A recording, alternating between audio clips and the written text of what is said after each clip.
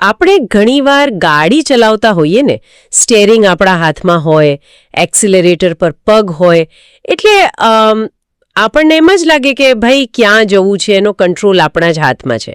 પણ વાસ્તવમાં પેલો જીપીએસનો અવાજ આપણને કંટ્રોલ કરતો હોય છે. બિલકુલ. ક્યાં વળવું, ક્યાં ઊભા રહેવું, એ બધું પેલું નેવિગેશન નક્કી કરે. અને કરિયર, જિંદગી અને ખાસ કરીને જેને લોકો પોતાનું પેશન કહેતા હોય છે ને, એમાં પણ કંઈક આવું જ થઈ રહ્યું છે. હા, સાચી વાત છે. આપણને લાગે છે કે આપણે આઝાદ છીએ, પણ ખરેખર કંટ્રોલ કોઈ બીજાના હાથમાં છે. રાઈટ. અને એટલે જ આજના આપણા આ ઊંડાણપૂર્વકના વિશ્લેષણમાં આપણે એક એવા વિષયના મૂળ સુધી જવાના છીએ જે લગભગ દરેક મધ્યમ વર્ગીય ઘરની વાસ્તવિકતા છે.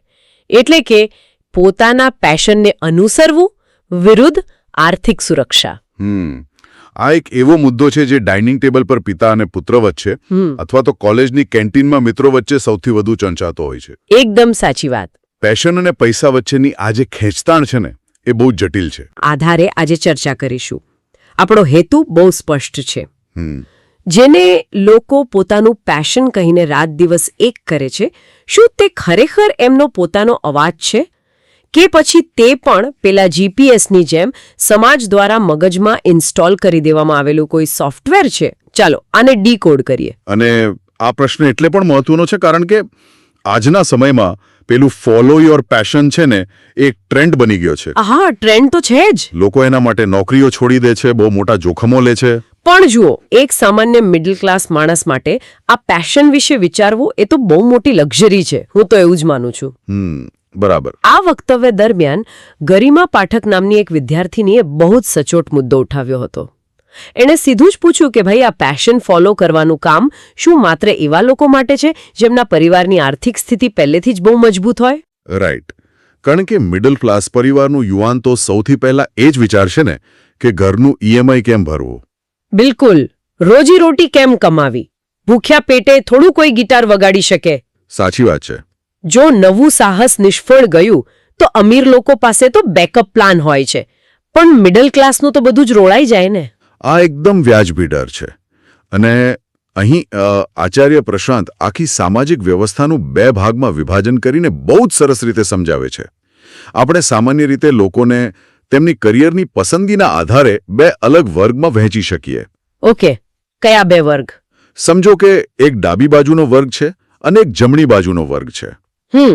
ચાલો તો પહેલા આ ડાબી બાજુના લોકો કોણ છે એ સમજીએ. તો જુઓ, ડાબી બાજુનો વર્ગ એવો છે જે પોતાના જીવનના મોટા નિર્ણયો સ્પષ્ટપણે બીજાના દબાણમાં આવીને લે છે. ઉદાહરણ તરીકે, કોઈ વિદ્યાર્થી માત્ર એટલા માટે એન્જિનિયરિંગમાં જાય છે કારણ કે તેના માતા પિતા એને કીધું છે. અથવા તો સમાજમાં એન્જિનિયરનું બહુ માન હોય એટલે. જાણે છે કે તેઓ બીજાના પ્રભાવ હેઠળ છે. પણ સમાજ તો આવા લોકોને ઘણીવાર ડરપોક કે દબાણ હેઠળ જીવનારા કહીને ઉતારી પાડતો હોય છે ને. મેં તો આવું બહુ જોયું છે. એ વાત સાચી. પણ તેમની પાસે ઓછામાં ઓછી એ ઈમાનદારી તો છે કે તેઓ સ્વીકારે છે કે તેઓ મુક્ત નથી. ગુલામ બનાવનાર સીધો સામે ઊભો છે, એટલે કદાચ ભવિષ્યમાં તેઓ તેને ઓળખીને તેની સામે બળવો કરી શકે. ઓકે, એ પોઈન્ટ તો સારો છે. પણ હવે પેલો બીજો વર્ગ આવે છે, જમણી બાજુવાળા લોકો. જમણી બાજુવાળા એટલે પેલા જેઓ કહે છે કે અમે પેશન ફોલો કરીએ છીએ એ જ ને? હાજી. આ એ લોકો છે જેઓ છાતી ઠોકીને કહે છે કે ભાઈ, હું તો મારું પેશન ફોલો કરું છું. તેઓ માને છે કે તેઓ કોઈના દબાણમાં નથી જીવતા અને માત્ર પોતાના દિલની વાત સાંભળે છે. એક મિનિટ, હું તમારી વાત સમજુ છું. પણ જો કોઈ વ્યક્તિ પોતાની 9 થી 5ની જે બીબા ઢાળ જિંદગી છે એ છોડીને ફૂડ વ્લોગર બની જાય કે પછી મ્યુઝિશિયન બની જાય, તો આપણે તો એની પ્રશંસા જ કરીએ છીએ ને. આપણને લાગે કે અરે વાહ, આ માણસ તો જિંદગી જીવી ગયો, કારણ કે એ કોઈના પ્રેશરમાં નથી. તો આમાં ખોટું શું છે? શું આ લોકો ખરેખર આઝાદ નથી હોતા? અહીં જ સૌથી મોટો ભ્રમ છે. સ્ત્રોતમાં જે વિશ્લેષણ છે ને, એ મુજબ આ વર્ગ ખરેખર પેલા ડાબી બાજુવાળા લોકો કરતાં પણ વધુ કન્ડિશન જીવી રહ્યો છે. વધારે કન્ડિશન? પણ એ કેવી રીતે? એ તો પોતાની મરજીનું કામ કરી રહ્યા છે. મને નથી સમજાતું. આ જ તો સૌથી મોટો ખેલ છે. જે બાહ્ય દબાણ ડાબી બાજુવાળા લોકો પર સ્પષ્ટ દેખાતું હતું ને, તે દબાણ આ જમણી બાજુવાળા લોકોમાં અદૃશ્ય બની ગયું છે. ઓ, અદૃશ્ય દબાણ. હા, દબાણ હવે બહારથી નથી આવતું, પણ અંદરથી આવે છે. એટલે આ દબાણ એવું છે જાણે કોઈએ તમને બેભાન કરીને તમારા મગજમાં એક માઇક્રોચિપ ફિટ કરી દીધી હોય. વિચાર માનું છું યા મારું પેશન માનું છું એ વાસ્તવમાં કોઈ બીજાનું કોડિંગ છે. બિલકુલ એવું જ. આ માઇક્રોચિપ એટલે તમારું આસપાસનું વાતાવરણ, નાનપણથી મળેલા સંસ્કારો, ફિલ્મો, ઇન્ટરનેટના પેલા ટ્રેન્ડ્સ અને સમાજ. રાઈટ. આ બધું ધીમે ધીમે મગજમાં એવી રીતે ગોઠવાઈ જાય કે જ્યારે કોઈ વ્યક્તિ કોઈ નિર્ણય લે છે ત્યારે એને એમ જ લાગે છે કે આ નિર્ણય મારો છે, પણ વાસ્તવમાં એ નિર્ણય પેલી પ્રોગ્રામ થયેલી સિસ્ટમ લેતી હોય છે. આ વાત તો ખરેખર બહુ ઊંડી અને વિચારવા જેવી છે. ઓકે, અને થોડું વધુ પ્રેક્ટિકલી સમજવા માટે આપણે ટ્રાન્સક્રિપ્ટમાં આપેલા પેલા ક્રિકેટવાળા ઉદાહરણની વાત કરીએ. હા, એ બહુ મસ્ત ઉદાહરણ છે. જુઓ, ભારતમાં લોકો ક્રિકેટ પાછળ પાગલ છે. લાખો યુવાનો એવું કહેતા ફરે છે કે ક્રિકેટ એ મારું પેશન છે, મારું જીવ છે. ભારત પાકિસ્તાનની મેચ હોય ત્યારે લોકો મારામારી પર ઉતરી આવે છે. ટીમ હારે તો કોઈને હાર્ટ એટેક પણ આવી જાય. હા, સાચી વાત. એટલે લોકો માને છે કે આ મારો પોતાનો અતૂટ પ્રેમ છે. પણ જરા વિચાર કરીએ તો. હા, જો એ જ વ્યક્તિ જે આજે ક્રિકેટ માટે મરવા તૈયાર છે તેનો જન્મ નાઇજીરિયામાં થયો હોત અથવા આર્જેન્ટિનામાં થયો હોત તો શું ક્રિકેટ તેનું પેશન હોત ખરું? અરે, આર્જેન્ટિનામાં જન્મ્યો હોત તો ફૂટબોલ માટે પાગલ હોત. એણે મેસ્સીનું ટેટુ પડાવ્યું હોત. બિલકુલ. અને જો છત્તીસગઢના કોઈ અંતરિયાળ ગામમાં જન્મેલા યુવાનને પૂછો કે ભાઈ શું આઈસ હોકી તારું પેશન છે તો એ ના જ પાડશે. બિચારાએ નામ પણ નહીં સાંભળ્યું હોય આઈસ હોકીનું. રાઈટ. કારણ કે ત્યાં એ વાતાવરણ જ નથી. આનો સીધો અને સચોટ અર્થ એ છે કે જેને આપણે આપણું પેશન કહી રહ્યા છીએ તે ખરેખર આપણું પોતાનું છે જ નહીં. તે માત્ર એક ભૌગોલિક અને સામાજિક અકસ્માત છે. મતલબ તમે ક્યાં જન્મ્યા અને તમારી આસપાસ કયો માહોલ હતો તેને તમારા મગજમાં પેલી ચિપ ફિટ કરી દીધી અને નક્કી કર્યું કે તમારું પેશન શું હશે. આ તો ખરેખર હચમચાવી મૂકે તેવી વાત છે યાર. એટલે કે આપણે જેને ગર્વથી આપણી પોતાની પસંદગી, આપણું મત કે આપણું પેશન માનીએ છીએ તે આપણું છે જ નહીં. ના, બિલકુલ નથી. આપણે અજાણતા જ પેલા બાહ્ય પ્રભાવોને સ્વીકારી લીધા છે અને તેને મારી ચોઇસ એવો એક સુંદર લેબલ લગાવી દીધું છે. આ તો એક જાતની ઘેટાશાહી જ થઈને, બસ ખાલી એનું પેકેજિંગ થોડું અલગ છે. એકદમ સચોટ વાત કરી તમે. અને એટલે જ આ પરોક્ષ અને અદ્રશ્ય ગુલામી વધુ ખતરનાક છે. પેલા ડાબી બાજુવાળા લોકો ઓછામાં ઓછું એટલું તો જાણે છે કે તેઓ દબાણમાં છે. હા, એમને ખબર તો છે. પણ આ જમણી બાજુવાળા જેઓ પેશનના નામે દોડી રહ્યા છે તેમને એક આંતરિક જૂઠ બોલવાનો લાયસન્સ મળી ગયું છે કે ભાઈ હું તો આઝાદ છું. સાચી વાત છે. જો કોઈને ખબર જ ન હોય કે જેલમાં છે તો એ જેલ તોડીને બહાર નીકળવાનો પ્રયાસ જ ક્યારે નહીં કરે. ક્યારેય નહીં કરે. તો હવે સવાલ એ છે કે આમાંથી બચવું કેવી રીતે? એટલે જો સમાજ કહે એમ એન્જિનિયર બની જઈએ તો એ ગુલામી છે. અને જો સમાજનું જોઈને ટ્રેન્ડને ફોલો કરીને યુટ્યુબર કે ફૂડ વ્લોગર બની જઈએ તો એ પણ એક છુપી ગુલામી છે. તો આનો અર્થ એ થયો કે આપણે બધું જ છોડીને હિમાલય જતા રહેવું જોઈએ, કારણ કે સમાજમાં રહેશું તો કન્ડિશનિંગ તો થવાનું જ છે. સાચો રસ્તો કયો છે? ના ના, હિમાલય જવાની કોઈ જરૂર નથી.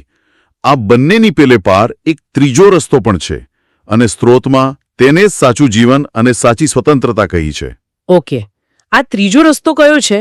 આ ત્રીજો રસ્તો એટલે એક એવું જીવન જ્યાં ન તો તમે બાહ્ય સમાજની ગુલામી કરો છો કે ન તો તમારા પોતાના અંદરના અહંકાર અને પેલા પ્રોગ્રામિંગની. પણ આ કેવી રીતે શક્ય છે? બહારની ગુલામી તો દેખાય છે, ચાલો એનાથી કદાચ બચી જવાય. પણ મારી અંદર જ જે ગુલામી ચાલી રહી છે, મારા વિચારો જ જો પ્રોગ્રામ થયેલા છે, તો હું કેવી રીતે બચી શકું? મને તો ખબર જ નહીં પડે ને. હા, આ સમજાવવા માટે એક બહુ જ સુંદર રૂપક આપવામાં આવ્યું છે. અરીસાનું, એટલે કે દર્પણનું રૂપક. અરીસાનું રૂપક. હા, તેઓ કહે છે કે બહારના શોષણથી બચવા માટે તો આપણી પાસે દેશનું બંધારણ છે. રાઈટ. કોન્સ્ટિટ્યુશન છે. કાયદો તમને બચાવી લેશે કે કોઈ અન્ય વ્યક્તિ તમારું શોષણ ન કરી શકે. પણ જો તમે પોતે જ તમારી જાતનું શોષણ કરવા પર ઉતરી આવો તો કાયદો તમને કેવી રીતે બચાવશે? બહુ જ સાચી વાત છે. હું મારા જ ખોટા નિર્ણયોનો શિકાર બનું તો બંધારણ બિચારું શું કરે? એક્ઝેક્ટલી. અને એટલા માટે જ સતત આત્મનિરીક્ષણની જરૂર છે. ત્રીજા રસ્તા પર ચાલનારી વ્યક્તિની આંખો માત્ર બહારની દુનિયાના દુશ્મનોને જ નથી જોતી, તો બીજું શું જુએ છે? જ્યારે તે વ્યક્તિ અરીસામાં જુએ છે ને ત્યારે તે એ પણ બારીકાઈથી તપાસે છે કે ક્યાંક મારો શોષક મારી અંદર જ તો નથી બેસી ગયો ને. ઓહ વાવ. તે સતત પોતાની જાતને પ્રશ્ન કરે છે કે અત્યારે હું જે નિર્ણય લઈ રહ્યો છું એ મારો પોતાનો છે કે કોઈની ઈર્ષ્યામાં, કોઈ ટ્રેન્ડના પ્રભાવમાં કે પછી જૂની કોઈ માન્યતાના આધારે લઈ રહ્યો છું. ઓકે, આ આંતરિક આઝાદી અને સ્પષ્ટતા સાંભળવામાં ખૂબ જ પાવરફુલ લાગે છે. પણ ચલો આપણે જરા પ્રેક્ટિકલ બનીએ. હા, બોલો. જો કોઈ મિડલ ક્લાસ યુવાન આ સાંભળી રહ્યો છે, જે કાલે સવારે 9 વાગે પોતાની કોર્પોરેટ જોબ પર જવાનો છે અને એને અંદરથી ખબર છે કે આ એની જગ્યા નથી, પણ યાર એને હફતા ભરવાના છે, પરિવાર ચલાવવાનો છે. પ્રેક્ટિકલ પ્રોબ્લેમ છે. એ વ્યક્તિ વિચારશે કે જો હું ટ્રેન્ડને ફોલો ન કરું, આ સુરક્ષિત રસ્તો છોડી દઉં અને બસ આત્મનિરીક્ષણ જ કર્યા કરું, તો મારું ઘર કેવી રીતે ચાલશે? શું રોજીરોટીનું સંકટ નહીં આવે? આ તો કોઈપણ મધ્યમ વર્ગના માણસનો સૌથી મોટો ડર હોય છે. હા, આજ તો પેલો સૌથી મોટો ડર છે. મધ્યમ વર્ગના મનમાં બેસાડવામાં આવેલો આ ભય છે કે સુરક્ષિત રસ્તો છોડશો તો ભૂખે મરશો. પણ સ્ત્રોતમાં આ ડરનું બહુ જ તાર્કિક વિશ્લેષણ કરવામાં આવ્યું છે. અચ્છા, શું કહે છે એમાં?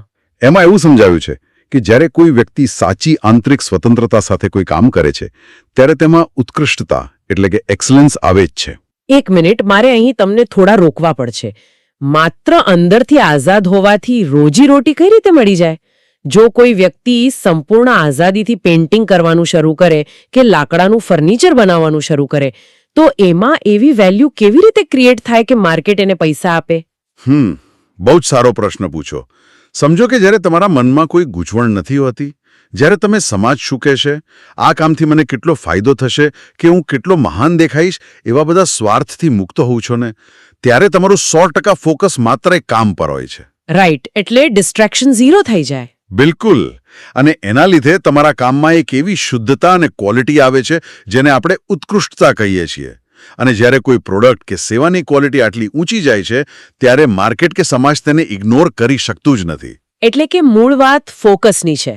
મગજમાંથી ડર, લાલચ અને પેલા માનસિક ઘર્ષણ નીકળી જાય, એટલે આપણી પૂરી ઊર્જા કામમાં લાગે અને ગુણવત્તા આપોઆપ વધી જાય. બરાબર. અહીં વક્તવ્યમાં પાણી પીવાનું એક સરળ પણ બહુ ઊંડું ઉદાહરણ આપ્યું છે. પાણી પીવાનું? કેવી રીતે? જો કોઈ વ્યક્તિ માત્ર પોતાની તરસ छिपाવવા માટે પાણી પીવે છે તો તે એક સ્વાર્થ કેન્દ્રિત કામ છે. સમાજ એ વ્યક્તિને પાણી પીવા માટે કોઈ પૈસા નહીં આપે. હા, એ તો ઓબ્વિયસ છે. પણ જ્યારે તમે કોઈ એવું કામ કરો છો જે સાચી સ્વતંત્રતા અને સ્પષ્ટતાથી થયું છે તો તેમાં આપોઆપ એક સામાજિક મૂલ્ય ઉમેરાઈ જાય છે. પણ આ સામાજિક મૂલ્ય કેવી રીતે ઉમેરાય? એ નથી સમજાતું. કારણ કે જ્યારે તમે ડર વિના ઉત્કૃષ્ટતાથી કામ કરો છો ત્યારે તમારું કામ બીજા લોકોને પણ પ્રેરણા આપે છે. એ કામ જોઈને સમાજના બીજા લોકોને પણ મુક્તિનો અને હિંમતનો સંદેશ મળે છે. અચ્છા. અને જે કામ સમાજનું સ્તર ઊંચું લાવે, બીજાના જીવનમાં મૂલ્ય ઉમેરે, તેના માટે સમાજ હંમેશા પૈસા ચૂકવવા તૈયાર હોય છે. પૈસા એ ઉત્કૃષ્ટતાની બાય પ્રોડક્ટ બની જાય છે. વાવ, આનો અર્થ એ થયો કે નાનપણથી આપણને જે ડરાવવામાં આવ્યા છે કે ભાઈ બીબાઢાળ રસ્તે નહીં ચાલો તો બેરોજગાર રહી જશો, તમારી પાસે ખાવા પીવાના પૈસા નહીં હોય, એ એકદમ ખોટી માન્યતા છે. આ માત્ર એક ડર છે.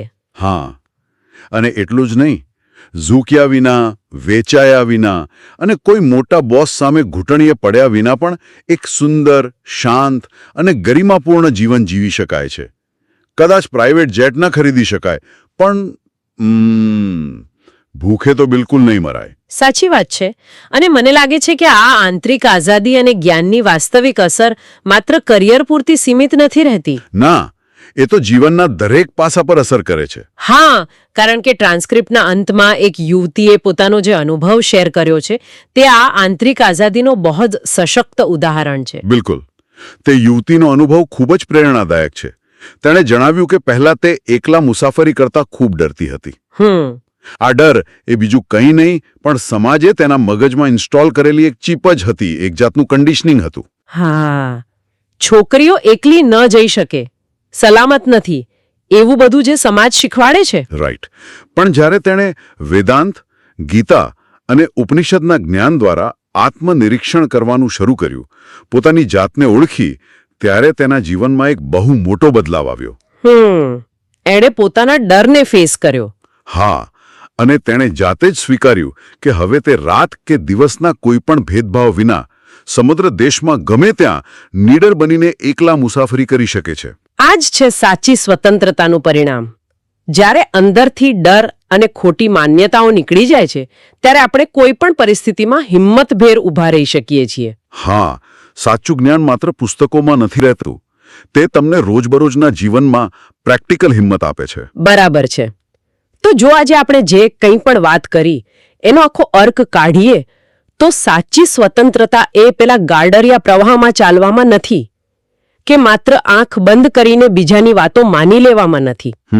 અને બીજી બાજુ ફોલો યોર પેશનના બહાના હેઠળ ઇન્સ્ટાગ્રામના ટ્રેન્ડ્સ અને સમાજના છુપા પ્રભાવોને અનુસરવામાં પણ સાચી આઝાદી નથી. બિલકુલ. સાચી સ્વતંત્રતા તો પોતાની જાતને ઓળખવામાં, અરીસામાં પોતાના જ વિચારોનું નિરીક્ષણ કરવામાં અને ડર્યા વગર એક પ્રમાણિક જીવન જીવવામાં છે. સાચી વાત કહી. આંતરિક સ્પષ્ટતા જ તમને એ અદૃશ્ય માઇક્રોચિપમાંથી મુક્ત કરી શકે છે. અને જુઓ, એકવાર એ સ્પષ્ટતા આવી જાય ને પછી તમારું કામ અને જીવન બંને આપોઆપ ઉત્કૃષ્ટ બની જાય છે. હા, તો આજે આપણે જે મુદ્દાઓના મૂળ સુધી ગયા છીએ તેને અહીં જ પૂરા કરતા પહેલા હું એક બહુ જ ઊંડો અને વિચારવાલાયક પ્રશ્ન મૂકીને જવા માંગુ છું. ચોક્કસ. આપણે લોકો આખી જિંદગી એવો દાવો કરતા હોઈએ છીએ કે ભાઈ આપણે આપણા પોતાના નિર્ણયો લઈએ છીએ, આપણે પૂરેપૂરા સ્વતંત્ર છીએ. રાઈટ. પણ આજે જરા શાંતિથી એકાંતમાં બેસીને વિચારવાની જરૂર છે કે અત્યારે આપણા મનમાં એવું કયું સપનું છે અથવા એવી કઈ ઈચ્છા છે જે સંપૂર્ણપણે 100% આપણી પોતાની જ છે. બાપરે, આ પ્રશ્ન ખરેખર અંદર સુધી હચમચાવી દે તેવો છે. હા, કે એ વિચારવું પડશે કે એવું કયું સપનું છે જેના પર દુનિયાના કોઈ ટ્રેન્ડ, કોઈ સિનેમા, કોઈ મિત્ર કે પરિવારની બિલકુલ છાયા પણ નથી પડી. સાચો જવાબ શોધવો બહુ અઘરો છે. અઘરો છે, પણ જો એ સાચું સપનું શોધવા જઈશું તો કદાચ આપણને આપણી સાચી ઓળખ મળી જશે અને કદાચ ત્યાં પછી જીવનની સફરમાં આપણે પેલા જીપીએસના અવાજ પર આધારિત રહેવાને બદલે ખરા અર્થમાં આપણું પોતાનું સ્ટીયરિંગ આપણા હાથમાં લઈ શકીશું. બહુ સરસ વાત કહી. બસ તો વિચારતા રહેજો અને આપણા મનની અંદર છુપાયેલી પેલી માઇક્રોચિપને ડીકોડ કરતા રહેજો. ફરી મળીશું એક નવા વિષય સાથે.